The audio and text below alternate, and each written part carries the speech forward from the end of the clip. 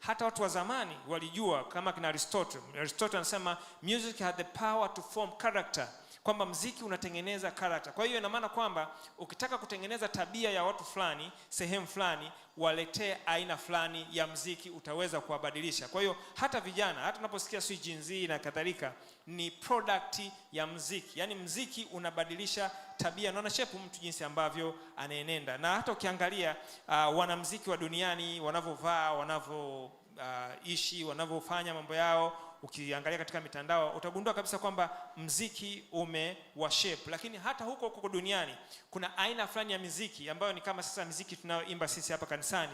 Utagundua kabisa kwamba wale wanamuziki wanavovaa, wanavoenenda na wanavofanya ni kana kwamba ni watu ambao hata wanamjua Yesu Kristo, wakati hata wengine hata ni hawamjui Yesu Kristo kabisa. Lakini ni aina fulani ya muziki kwamba hauwezi kuperform lazima uvae suti, umeona, lazima upo na demeanor fulani, muonekano fulani, na aina fulani ya kuongea. Hata kwenye interview, fanya research.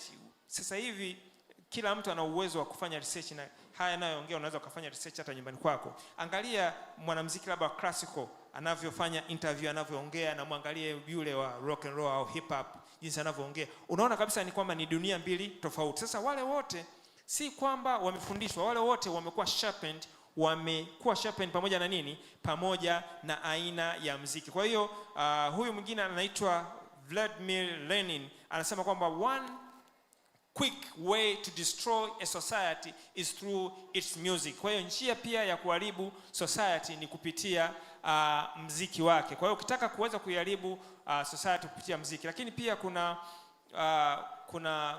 quotation kutoka katika kitabu cha Adventist Home kurasa 407 paragraph ya 3, anasema kwamba they have keen ear for the music and Satan knows what organ to excite, to eliminate, to animate, engross, charm the mind, so that Christ is not desired in the spiritual longings of the soul for divine knowledge, for a growth in grace and wanting.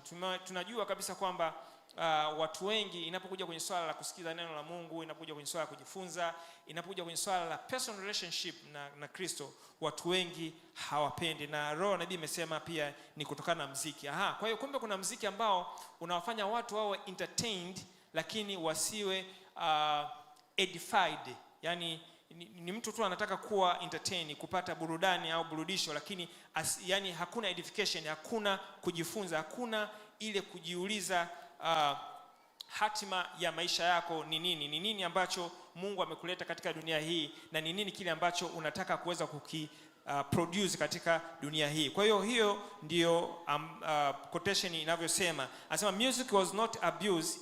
When music is not abused is a great blessing, but when put to wrong use it is a terrible curse. Kwa hiyo utagundua kwamba muziki ukitumiwa vizuri ni baraka.